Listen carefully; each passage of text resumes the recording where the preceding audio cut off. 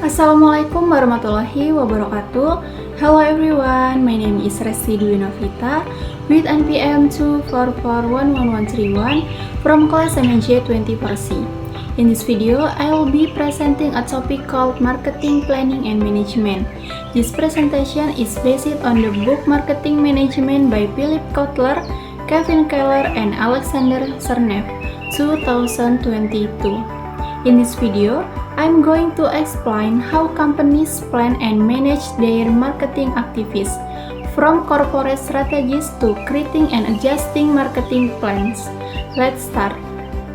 Oke, yang pertama kita bahas marketing planning and management. Perencanaan dan manajemen pemasaran adalah proses penting yang membantu perusahaan mengambil keputusan yang tepat. Proses ini membantu menjawab pertanyaan penting seperti produk apa yang akan ditawarkan ke pasar, siapa target konsumennya, dan bagaimana cara memberikan nilai yang lebih baik dibandingkan pesaing. Dengan kata lain, perencanaan dan manajemen pemasaran mengarahkan seluruh perjalanan pemasaran mulai dari strategi hingga pelaksanaannya. Oke, selanjutnya apa itu marketing planning and management? Menurut Kotler, perencanaan dan manajemen pemasaran berarti menganalisis peluang pasar, mengembangkan strategi dan melaksanakan program pemasaran secara efektif. Intinya adalah membuat keputusan berdasarkan informasi, bukan hanya berdasarkan intuisi. Misalnya, sebelum meluncurkan produk, perusahaan harus meneliti pasar, memahami kebutuhan pelanggan, dan merencanakan cara menjangkau mereka dengan efektif. Jadi, ini merupakan proses yang berkelanjutan, merencanakan, melaksanakan, dan terus memperbaiki. Oke, selanjutnya ada Corporate and Business Unit Planning and Management. Pada tingkat corporate, perusahaan menentukan misi, visi, dan tujuan secara keseluruhan.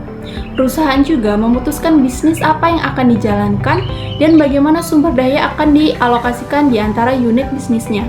Kemudian, pada tingkat unit bisnis, fokusnya beralih ke produk atau pasar tertentu. Setiap unit bisnis membuat strategi untuk bersaing secara efektif di segmennya, namun tetap selaras dengan arah utama perusahaan. Singkatnya, perencanaan corporate memberikan gambaran besar, sedangkan perencanaan unit bisnis berfokus pada pelaksanaan dan persaingan.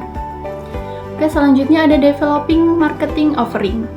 Mengembangkan market offering berarti merancang apa yang akan ditawarkan perusahaan kepada pelanggan. Penawaran ini mencakup produk atau jasa itu sendiri, nilai yang dijanjikan, serta pengalaman yang akan dirasakan oleh pelanggan.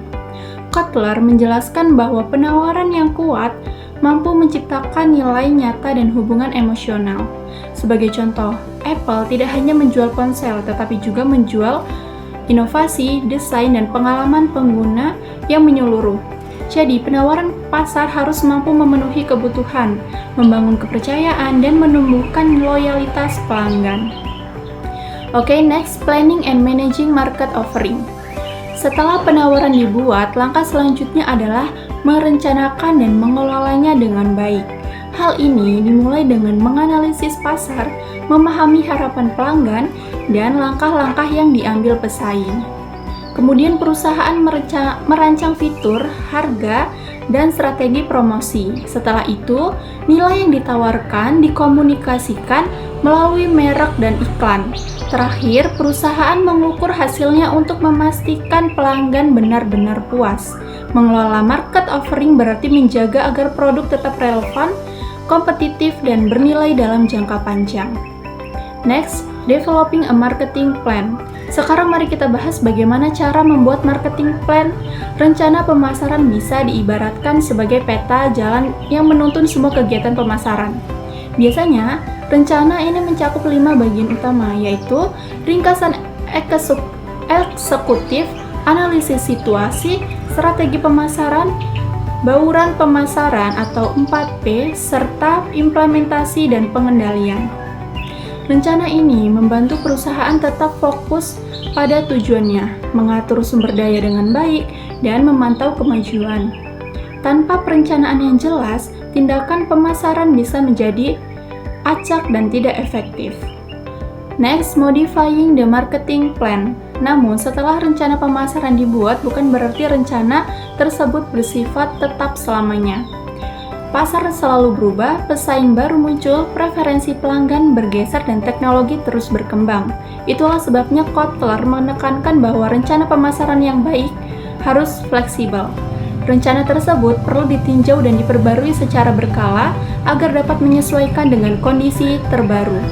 Misalnya, jika permintaan menurun atau muncul tren baru, rencana harus segera diubah agar perusahaan tetap kompetitif. Oke, yang terakhir adalah kesimpulan. Sebagai penutup, perencanaan dan manajemen pemasaran merupakan kunci keberhasilan dalam kegiatan pemasaran. Keduanya membantu perusahaan membuat keputusan yang cerdas, terorganisir, dan adaptif sehingga mampu menciptakan nilai jangka panjang bagi pelanggan.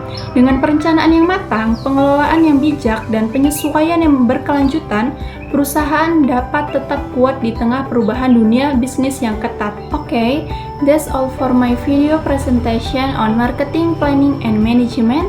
Once again, my name is Resi Dwinavita with NPM 2441131 from class MNG 24C. Thank you so much for watching. I hope this presentation help you understand how marketing, planning, and management work in real business situation. See you in the next video. Wassalamualaikum warahmatullahi wabarakatuh.